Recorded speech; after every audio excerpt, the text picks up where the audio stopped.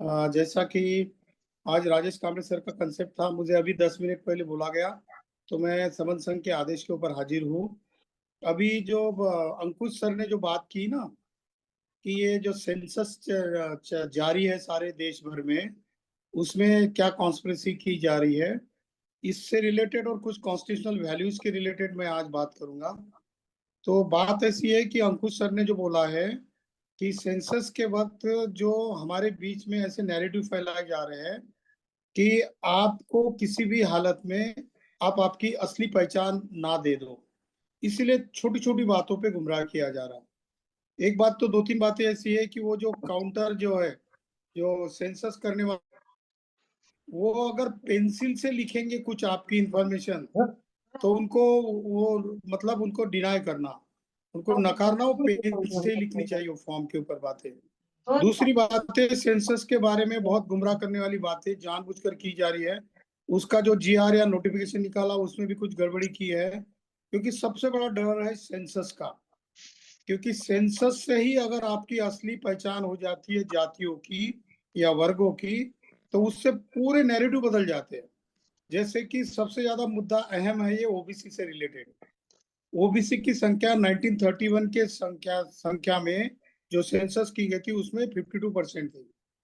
1941 की जो जनसंख्या या सेंसस करनी थी, तो उसमें उस वक्त जो उससे पहले 31 तक जातियों के आधार पर ही जनसंख्या काउंट की जाती थी। लेकिन 1941 में ऐसा हुआ कि सेकंड वर्ल्ड वॉर चालू था, और सेकंड वर्ल्ड वॉर चालू होने की वजह से उस वक्त 1941 की सेंसस नहीं हो गई। बाद में संविधान इंप्लीमेंट हुआ 1950 से, और हर 10 साल में सेंसस होती है। तो 1951 की जो सेंसस हुई, वो संविधान के तहत होगी। तो उन्होंने एक साजिश रचाई गई, जो गवर्नमेंट थी उस वक्त, चाहे किसी के भी हो, लेकिन सत्ता में थे तो वही लोग जो वमन है। आप जानते हैं कि वमन ही प्राइम मिनिस्टर थे, और लगभग 1952 की जो बाद में ये हो गई, पहली इलेक्शन हो गई जनरल, उसमें आउट ऑफ 360 एक ही जाति के लोगों को लोकसभा के लिए उम्मीदवारी दी थी। एक ही जाति के, यानी आप जानते होंगे वमन ही थे सारे। उसमें से 347 लोग चुन कर आए थे। अब 347 लोग, इतनी संख्या में ज्यादा लोग आएंगे, तो कैसे आपको सेंसस करने के लिए, आपकी जाति के ऊपर आधारित कराने के लिए परमिशन देंगे वो? तो बात नहीं हो पाई। और जो बात 1952 में नहीं हुई, जो 1931 को रिपीट करना था, वो बात इसीलिए नहीं की गई कि अगर जातियों के ऊपर आधारित अगर जनसंख्या काउंट की जाती, तो ओबीसी का वर्ग लगभग 52 इसके बीच में तो जरूर होता। हालांकि सेंसस का ग्रोथ जो ऐसा है, जोग्राफिकल और ये क्या बोलते हैं, जनसंख्या के आधार पर, तो वो ज्यादातर SC ST की संख्या ज्यादा बढ़ती है, 1%, 1.5%, आधा परसेंट से, क्योंकि उनमें उतनी सजगता नहीं होती। गरीबी रही तो इंसान जागरूक नहीं रहता। तो इस वजह से ये हुआ कि 1952 में जो SC ST OBC की वर्ग के ऊपर आधारित या SC ST के जाति के ऊपर आधारित जनगणना करनी थी, वो नहीं हो पाई, और वो सिलसिला आज तक जारी है। हालांकि संविधान जो रिजर्वेशन जो है, वो रिप्रेजेंटेशन जिसको बोलते हैं हम, वो किसी समाज की संख्या कितनी, उसके ऊपर आधारित होना चाहिए, ऐसा संविधान लिखता है। और आपके सारे आर्टिकल 3 जो है फंडामेंटल राइट्स, आर्टिकल 12 से लेके आर्टिकल 35, और आर्टिकल चैप्टर 4 है, आर्टिकल 36 टू आर्टिकल 51, इसमें सीधा लिखा है कि जिसकी जितनी संख्या होगी, उस संख्या के हिसाब से अलोकेशन ऑफ फंड होना चाहिए।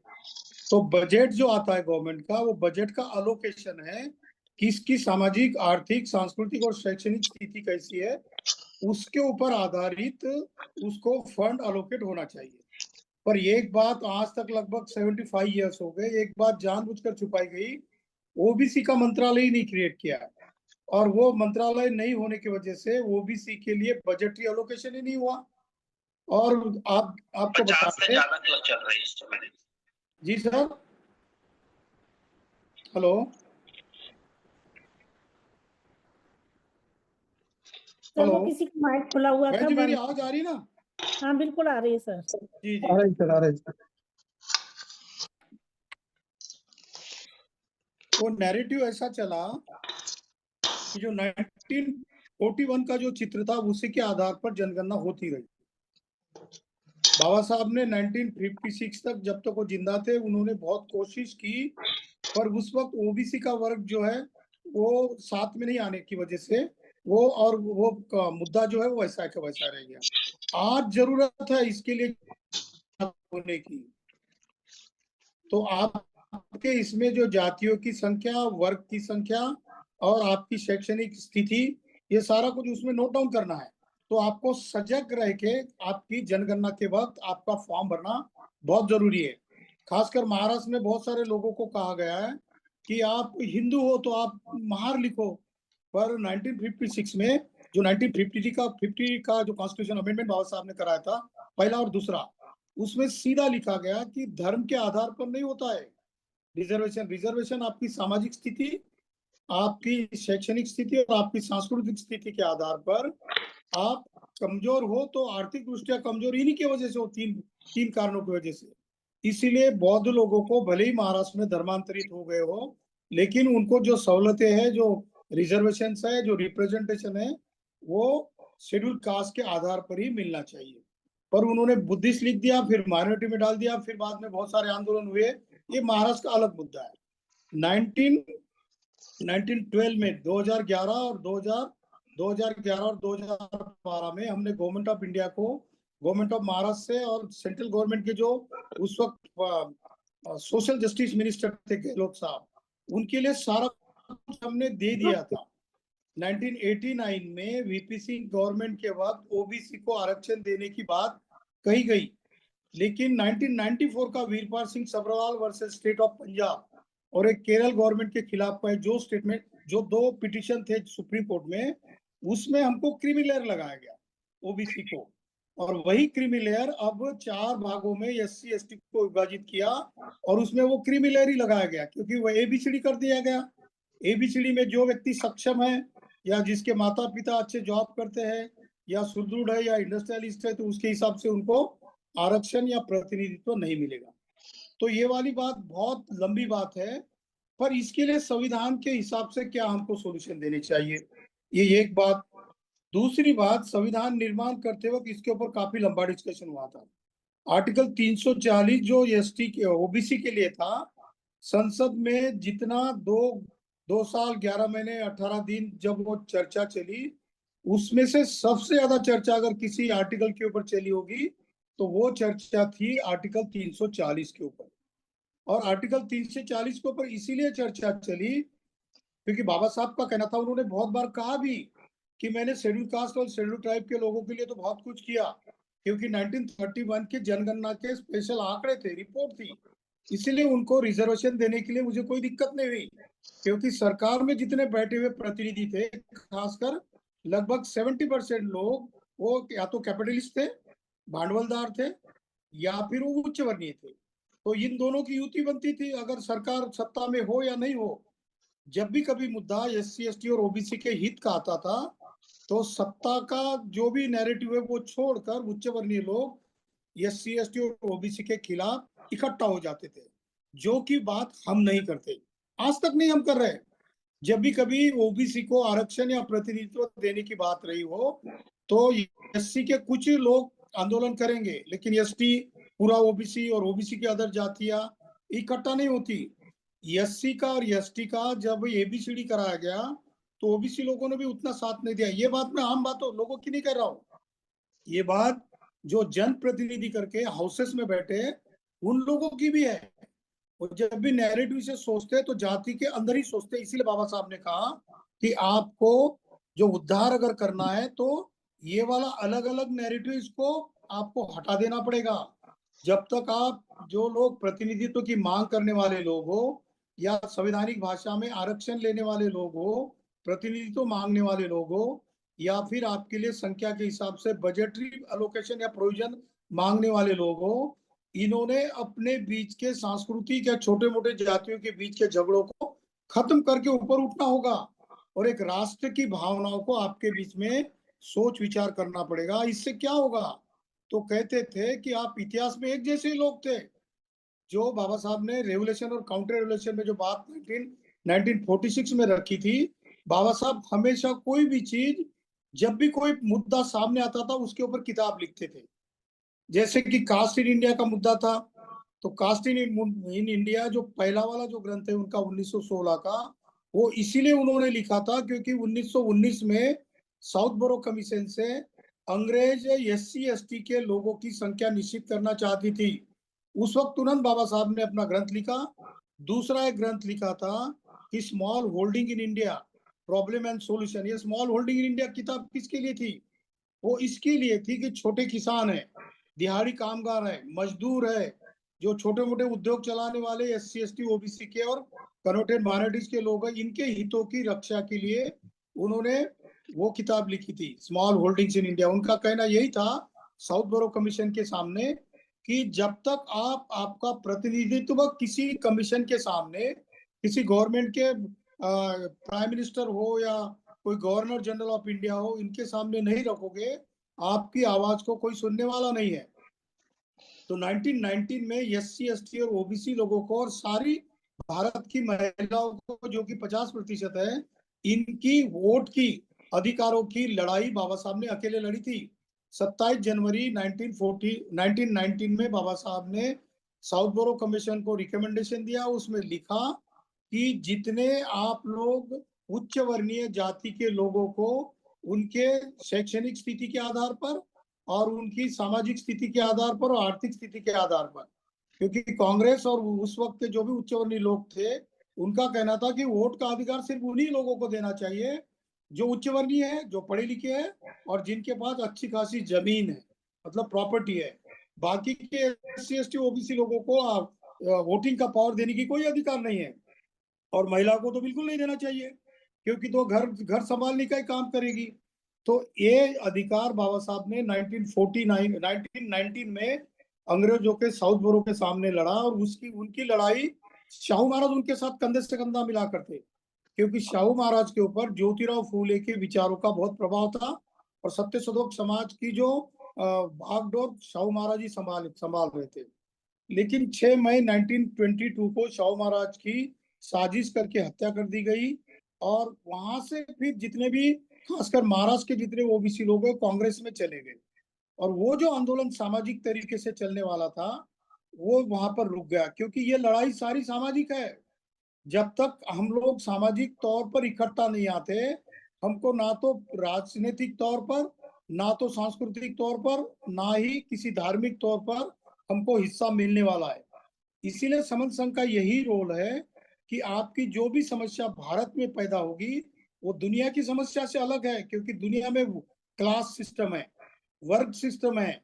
वर्ग सिस्टम में और कास्ट सिस्टम में बेसिक फर्क ये होता है कि वर्ग वाला व्यक्ति अगर आज गरीब है लेकिन कोई इंडस्ट्री खोल देता है या फिर अपनी मेहनत से बहुत सारे पैसे कमाता है, तो उसको समाज में रिस्पेक्ट मिलता है वेस्टर्न कंट्रीज में। लेकिन भारत में निचले समाज का व्यक्ति, एससी एसटी ओबीसी का, कितना भी कारगर अपनी प्रतिबद्धता या अपनी अहमियत सिद्ध करे, कितने भी पैसे कमा ले, कितनी बड़ी इंडस्ट्रिया लगा दे, कितना भी बड़ा पीएचडी कर ले, विद्वान हो, साहित्यकार हो या एक अच्छा पार्लियामेंटेरियन हो, लेकिन उसको उसके जाति के आधार पर ही वैल्यूएशन किया जाता है उसका। तो ये वाली बात है। इसीलिए उन्होंने कहा था कि जब तक एससी एसटी ओबीसी के लोग 1950 के बाद, 26 जनवरी के बाद अपने हक और अधिकारों के लिए इकट्ठा नहीं आएंगे, तो लोकतंत्र आपके कुछ काम का नहीं होगा। 1954 में बाबा साहब ने बीबीसी लंदन को इसी मुद्दे पर आधारित मुलाकात दी थी। उनको वहां के पत्रकार ने पूछा था कि आप अपने देश के बारे में क्या सोचते हो, क्या भवितव्य होगा? तो उन्होंने कहा कि मुझे इस देश का कोई भवितव्य नजर नहीं आता। इतनी मेहनत से दुनिया का सबसे बेहतरीन संविधान हमने खड़ा किया है और दुनिया की बिगेस्ट डेमोक्रेसी हमने इस्टेब्लिश की है, लेकिन जब तक सोशल इंटीग्रेशन नहीं होगा इन लोगों का, एससी एसटी और ओबीसी का, तब तक इन लोगों को न्याय नहीं मिलेगा। बाबा साहब की 1954 की बीबीसी लंदन की मुलाकात का एक एक शब्द आज सच हुआ है। आज तक एससी एसटी ओबीसी के लोग यहाँ पर 85% होने के बावजूद भी उनके अपने मूलभूत अधिकार और हक नहीं मिले। चाहे वो नॉमिनल किसी जाति का व्यक्ति एक चीफ मिनिस्टर रहता है या प्राइम मिनिस्टर रहता है, लेकिन उसके हाथ में डिसीजन मेकिंग पावर नहीं होता, क्योंकि सारा का सारा डेमोक्रेसी का जो तंत्र है वो पॉलिटिकल तंत्र है, ये सोशल तंत्र नहीं हो चुका। इसलिए बाबा साहब ने कहा कि जब तक unless and until there won't be conversion of political democracy into social and economic democracy, this country will not become a nation. ये राष्ट्र जब तक आपको आपकी राजनीतिक क्रांति को सामाजिक और आप आर्थिक क्रांति में परिवर्तित नहीं करोगे, तब तक आपको कुछ भी नहीं मिलने वाला। ये डेमोक्रेसी आपकी सक्सेस होगी नहीं। ये 1954 का बीबीसी लंदन का उनका वक्तव्य था। आज उसी जगह पर हम लोग खड़े हैं। भले ही हम साइंस के क्षेत्र में बहुत ज्यादा प्रगति कर चुके हैं। आज लोग हम आर्टिफिशियल इंटेलिजेंस और मशीन लर्निंग के एज में जी रहे हैं। हमारे एक टच के ऊपर बहुत सारा दुनिया का सारा ज्ञान हमारे सामने आए, लेकिन फिर भी उसके अधिकारों का अमल हमारे लिए नहीं किया जा रहा है। कल ही मैं एक ग्रुप का एक ट्वीट पढ़ रहा था। एक व्यक्ति ने यूपीएससी के रिजल्ट का बहुत क्रिटिकल एनालिसिस किया है। जो अग्निहोत्री नाम का जो लड़का जो कि ब्राह्मण है, वो फर्स्ट आया, टॉपर आया, उसको रिटन एग्जाम में 43 मार्क्स कम है 5वें नंबर के यादव नाम के व्यक्ति से। जो यादव नाम का जो बच्चा है जो यूपीएससी में आईएएस में आया है, लेकिन वो डिजर्व करता था फर्स्ट मेरिट में आने का, क्योंकि उसके 43 अंक ज्यादा थे रिटन में, लेकिन उसको 45 अंक कम दिए गए अग्निहोत्री से, और अग्निहोत्री टॉप आ गया और यादव 5वें नंबर का मेरिट हुआ। ये इसका परिणाम क्या होगा?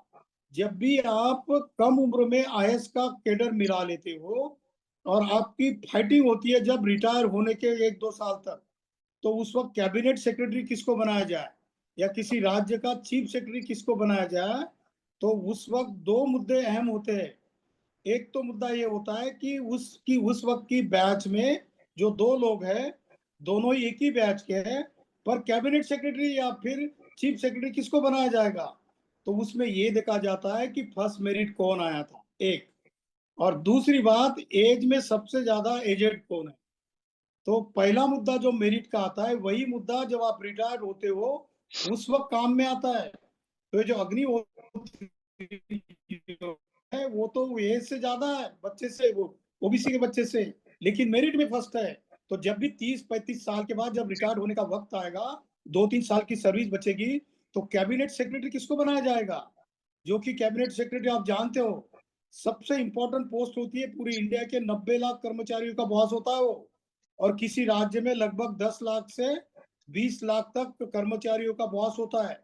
उसके हाथ में सारे सूत्र होते हैं एडमिनिस्ट्रेशन के। तो ये इतनी सी बात यहाँ पर जाति खेल गई, जो बात आपको 30-35 साल के बाद असर दिखाएगी। इसीलिए बाबा साहब की सुनो। तो बाबा साहब ने कहा कि जब भी आपका सामाजिक कोई इशू आता है, तो आपने इंडिविजुअल इशू को भूल जाए। आज हम लोग जब भी एससी एसटी का जब एबीसीडी कर दिया गया, तो सारे के सारे ओबीसी वर्ग के सारे लोगों ने, और ये एससी एसटी के सारे जो लोग हैं जिनको पता ही नहीं कि हमारे ऊपर किस तरीके का अन्याय किया जाता है, ये लोग अगर इकट्ठा आ जाते हैं तो ही आपको न्याय की कुछ संभावना है। वरना हम लोग 75 साल नहीं 100 साल भी जिएंगे इस देश में, दुनिया के सामने डंका पीटेंगे कि हमारा जो लोकतंत्र है, हमारी जो डेमोक्रेसी है, biggest democracy in the world है, लेकिन उसका कोई फायदा नहीं होने वाला। इसीलिए समन संघ जो कह रहा है वो बहुत कान खोल के सुन लेना चाहिए एससी एसटी ओबीसी और कन्वर्टेड माइनॉरिटीज के लोगों को, क्योंकि केवल मैं बहुत अच्छा हूँ, मेरा इतिहास अच्छा है, मैं समन हूँ, ये सारा कुछ बताने से नहीं होता। व्यवहार में आपके हाथ में आपका हिस्सा कितना आता है, इसके ऊपर सारा कुछ निर्भर होता है।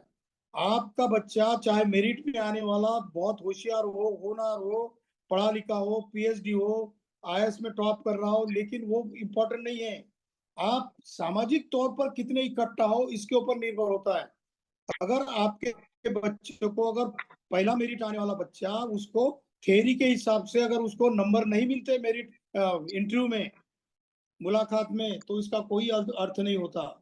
इसीलिए हम लोगों को ये बात ध्यान में रखना चाहिए कि जब तक हम लोग इकट्ठा नहीं आएंगे, तब तक हम एक दूसरों का साथ नहीं दे सकते, क्योंकि हमारा सामाजिक, आर्थिक, राजनीतिक और सांस्कृतिक जो प्रॉब्लम है, समस्या एक जैसी है। सारे लोग, चाहे ओबीसी के लोग हो, उनको कथा पढ़ने नहीं दिया जाता। उनको अगर कथा पढ़ाते उसके, तो उसके बाल काटकर उसको अपमानित किया जाता है। या कोई SC ST को तो मंदिर में तक नहीं आने दिया जाता, चाहे वो प्रेसिडेंट हो या चीफ सेक्रेटरी हो, उसके ऊपर जूता मारा जाता है। ये बात इसीलिए होती है क्योंकि यहाँ पर सोशल डेमोक्रेसी अभी तक इस्टेब्लिश नहीं हुई है, और सोशल डेमोक्रेसी तब तक इस्टेब्लिश नहीं हो सकती जब तक आपकी कल्चरल डेमोक्रेसी या सोशल डेमोक्रेसी के ऊपर आप काम नहीं करते हो। और जिस दिन आप सोशली इकट्ठा होगे, आपका इंटीग्रेशन होगा, आपकी सोशल सॉलिडेरिटी होगी, उसी दिन आपको सारे हक और अधिकार आपके कदमों के नीचे, कदमों के सामने पेश कर दिए जाएंगे। तो ये बात हमको बहुत गंभीरता से सोचनी है कि जब तक हम अपने सामाजिक अधिकारों की लड़ाई नहीं लड़ेंगे, तब तक आपकी राजनीतिक लड़ाई आपकी ताकतवर सिद्ध नहीं होगी। अन्यथा आपकी 4-5 पार्टियां हैं, इलेक्शन के वक्त SC ST OBC की 4-5 पार्टियां इकट्ठा होकर इलेक्शन नहीं लड़ती, लेकिन जो उच्च वर्णियों की 5 पार्टियां हैं, वो लोग अंदर से बराबर सेटल करते हैं, चाहे कांग्रेस का हो, चाहे BJP का हो, या चाहे तृणमूल का हो, या चाहे उनकी जितनी भी पार्टियां है जो मनुवादियों की या उच्च वर्णीय की है, वो अंदर से उम्मीदवारों के बीच में सांठगांठ कर लेते हैं। और आपका उम्मीदवार अगर खड़ा है तो उसको वोटिंग नहीं होता, बराबर जाति के ऊपर वोटिंग कराकर वो अपने ही व्यक्ति को चुन कर लाते हैं। ये अंदरूनी बात जो पीछे के पीठ पीछे, जब तक हमारा हाथ एक दूसरे के हाथ में बंधा नहीं होगा, तब तक हमको ये सामाजिक लोकतंत्र और उसके बाद सारे लोकतंत्र सामाजिक लोकतंत्र के ऊपर आधारित है। इसीलिए बाबा साहब ने कहा कि सोशल डेमोक्रेसी बेस है, और इसीलिए वो कहते हैं कि equality is another name of democracy. लोकतंत्र में जो समता है, ये लोकतंत्र का सबसे बड़ा बेसिक गुण है। जब तक आप सामाजिक तौर पर इकट्ठा नहीं आओगे, तब तक आपका लोकतंत्र सक्सेस नहीं हो सकता। इसलिए ये जो जनगणना है ना, जनगणना वाला इशू बहुत क्रूशियल है। जब तक आप, नहीं तो आपके घर में कोई आएगा जनगणना वाला प्रतिनिधि, और आप सोए रहोगे, बोलोगे कि लिख दो, मेरी माँ गई है दरवाजे पे, या मेरी बहन गई है, या मेरा चाचा गया है तो मेरा नाम लिख देगा। नहीं, आपको स्पेशली पर्सनली हाजिर रहना होगा। उस फॉर्म में लिखते वक्त आपकी जो भी डिटेल इंफॉर्मेशन है वो जनगणना के फॉर्म में जानी चाहिए। इसी के ऊपर सारा कुछ निर्भर होता है, और खासकर ज्यादातर अभी तो निर्भर होता है आपका बजटरी एलोकेशन। हमने महाराष्ट्र गवर्नमेंट में थे तब शेड्यूल कास्ट का जो बजट है, उस वक्त मिनिस्टर भी शेड्यूल कास्ट के थे और चीफ सेक्रेटरी भी शेड्यूल कास्ट के थे, और सारा स्टाफ शेड्यूल कास्ट का था। इसीलिए हमने 2011 और 12 में लगभग 5,500 करोड़ रुपए हमारे दम पे SC के लिए और ST के लिए खर्च कराए थे। हम भले ही पॉलिटिकल नहीं थे, लेकिन अंडरग्राउंड काम करके पॉलिटिकल लोगों के हाथ में सारा कुछ ड्राफ्ट बना कर देते थे, और वो विधानसभाओं में या विधान परिषदों में या असेंबलियों में या अधिवेशन चलता था, वहां पर हमने जो लिखी बात है वही कहते थे। और जब भी उनको अड़चन आती तो हम गैलरियों में बैठे रहते थे। जैसे पार्लियामेंट में या विधानसभा में जो भी अधिकारी होते हैं, जो बिल बनाते हैं या जो भी मिनिस्टर को सारा कुछ फीडिंग करते हैं, उनको गैलरी में बैठना पड़ता है।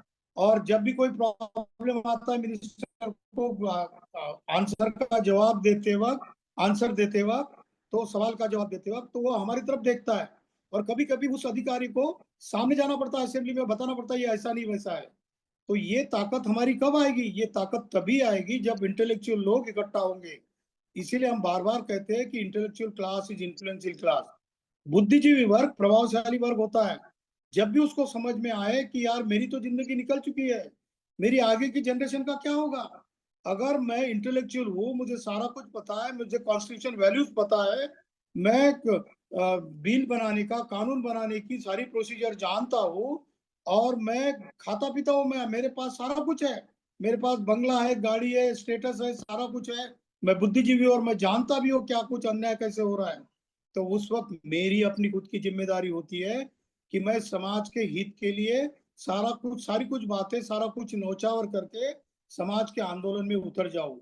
तो समाज के आंदोलन में उतरने के लिए जरूरी नहीं कि आप सारे लोग रास्ते पर उतर आओ। जिसकी जो कैपेसिटी है, उसकी कैपेसिटी में उसने एक दूसरे का हाथ पकड़कर उसको मदद करनी चाहिए। जैसे आंदोलन करने वाले लोग, खासकर मजदूर लोग ज्यादा होते हैं, गरीब होते हैं, या लीडर लोग हैं, उनको ही ज्यादातर संख्या में पकड़ कर ले जाते हैं। इंटेलेक्चुअल व्यक्ति तो किसी मोर्चा में जाने की हिम्मत भी नहीं रखता, और वो अपने आप को ऐसा समझता है कि वो तो मेरा काम नहीं है, वो देखेंगे मैं तो अच्छा हूँ, मेरे कपड़े अच्छे हैं, उधर जाके अगर लाठी बरसेंगी तो मैं क्यों जाऊं। तो ये जिम्मेदारी हम लोग, हमारी जिम्मेदारी से भागना नहीं चाहिए। ठीक है, आप मोर्चाओं में नहीं जाते हो, कोई बात नहीं, पर आप अंडरग्राउंड बैठकर सारी भूमिका और सारी विचारधारा उसके सामने दे सकते हो। जैसे कोई किसी आंदोलन की जो डिमांड्स होती है, जो 4 5 10 आपकी डिमांड्स होती है, उसको लिखने के लिए कानून का जामा पहनाने के लिए कानून किस तरीके से होना चाहिए, न्याय की भाषा कैसी होनी चाहिए, कोर्ट में हमारे खिलाफ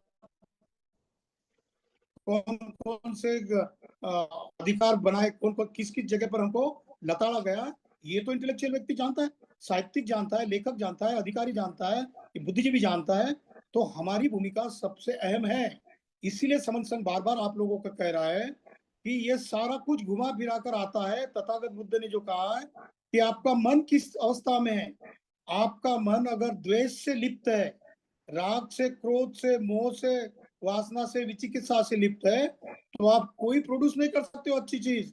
वो ऐसा कहते हैं कि जैसे कि किसी खेती में किसी बीज को आप डाल दो और उस बीज के इर्द गिर्द बैक्टीरिया या जहर, जहरीला पदार्थ या कोई बुरी चीज अगर है, तो बीज जमीन से उगेगा नहीं ठीक तरीके से। इसी तरीके से समाज में इंटेलेक्चुअल लोग उस बीज को उगाने के लिए, उस नए व्यक्ति को समाज में अच्छा होनहार बनाने के लिए इकट्ठा रहकर उसकी परवरिश करनी होगी, उसका नर्चरिंग करना होगा। ये बात करने के लिए इकट्ठा आना बहुत जरूरी है। और इकट्ठा जब आएंगे हम लोग, तो ही हम लोग एक दूसरे के प्रॉब्लम को सॉल्व कर सकते हैं, समझा सकते हैं। जैसा कि अभी पिछले साल अगस्त में ये एससी और एसटी का एबीसीडी में कन्वर्जन करा दिया गया। आज उसके ऊपर आधारित हर राज्य में कमिटियां बनी है। हर राज्य के सामाजिक न्याय मंत्री के अध्यक्षता में या सेक्रेटरी की अध्यक्षता में कमिटियां स्थापित की गई है।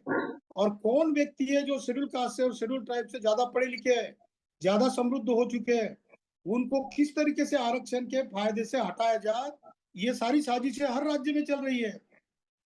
महाराष्ट्र में ऐसा ही कमीशन हमारे सामने आया था, हमने उनको अपना मेमोरेंडम दिया। अब मेमोरेंडम देकर भी ज्यादा फायदा नहीं होने वाला, क्योंकि राज्य में भी वही सरकार है और केंद्र में भी वही सरकार है, और उसको उसके कॉन्स्टिट्यूशनल वैल्यूज को डिफाइन करने वाली जो सत्ता है, जो जजेस है, वो भी वही है। तो ऐसे में एक ही इलाज हमारे सामने है, एक ही पर्याय है, एक ही ऑप्शन है, वो है इकट्ठा हो जाना। जब आप संख्या में सारी बातें रखोगे, किसी कमीशन के सामने, किसी मिनिस्टर के सामने, किसी सेक्रेटरी के सामने, किसी सीएम के सामने, या किसी असेंबली में या किसी पार्लियामेंट में, तो वो देखा जाता है कि आपके पीछे कितने लोग हैं, आपकी ताकत आपके साथ कितने लोग हैं, इसी के ऊपर काउंट की जाती है, नापी जाती है। इसीलिए तो बाबा साहब ने कहा कि समाज के 50% महिलाओं के वर्ग को भी इस क्षेत्र में मैं डिमांड के लिए खड़ा करना चाहता हूँ। इसीलिए उनका कहना था कि I measure the progress of the community by the degree of the progress of woman has achieve. किसी समाज की महिलाओं की कितनी उन्नति हो गई, उस हिसाब से उस समाज की प्रगति और उन्नति की मैं बात करता हूँ। तो ये यहाँ पर समन संघ में सारे बहनों को इक्वालिटी का राइट दिया जाता है। जैसे अगर 2 3 दिन ना हुए तो सारे लोग बोलते हैं कि बहन जी को कंसेप्ट क्यों नहीं दिया, बहन जी को एंकरिंग क्यों नहीं दिया, 10 गोल्डन क्यों नहीं दिया। तो यहाँ पर हर व्यक्ति इक्वालिटी की बात करता है, और समन संघ जो कॉन्स्टिट्यूशनल वैल्यूज आपको दिए है, उस वैल्यूज को नंबर 1 पर रखता है, क्योंकि संविधान हमारा नेता है, संविधान हमारे सिर आंखों पर है। इसीलिए समन संघ बार बार आपको पुकार रहा है कि आप अस्पृश्य का भेद खत्म कर दो। आप एससी एसटी ओबीसी का सिर्फ आपको राजनीतिक लाभ या शैक्षणिक लाभ है उसी तक सीमित रख लो, लेकिन सामाजिक तौर पर आपको ये सारा कुछ भुलाकर आपकी सोच की और पहचान की बात करनी चाहिए। आपकी पहचान समन थी, आप समन थे, आप समन है, और आप समन रहोगे। जिस दिन आप ये बात अपने दिमाग में नंबर 1 पर डाल दोगे, तो नींद में से उठने के बाद पहली विचार, पहला सोच, पहला थिंकिंग आपके मन में आना चाहिए कि मैं समन हूँ। मैं कल सोते वक्त भी समन था, गारंटी नहीं कि मैं कल समन होकर ही उठूंगा या नहीं, लेकिन उठने से पहले मैं किसी को जो संदेश दूंगा, पहला संदेश तो मैं समन हूँ, यही संदेश देना चाहता हूँ।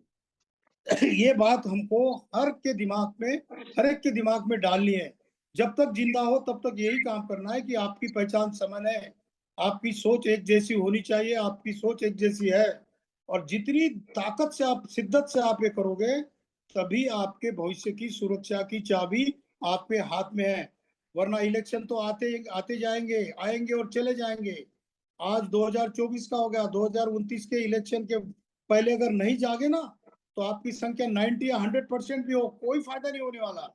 इसीलिए आपके पास समय बहुत कम है।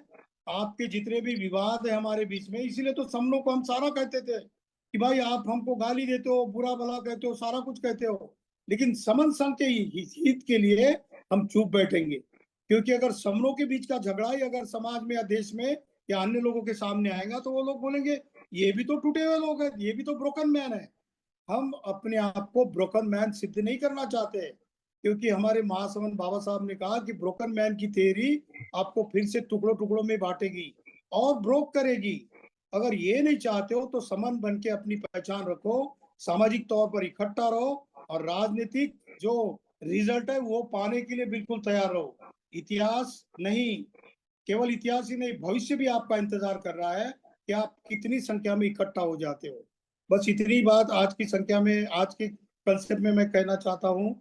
अगर मेरी बात में कुछ गलत निकला हो तो यहाँ पर बैठा हुआ समन संघ मुझे माफ करे।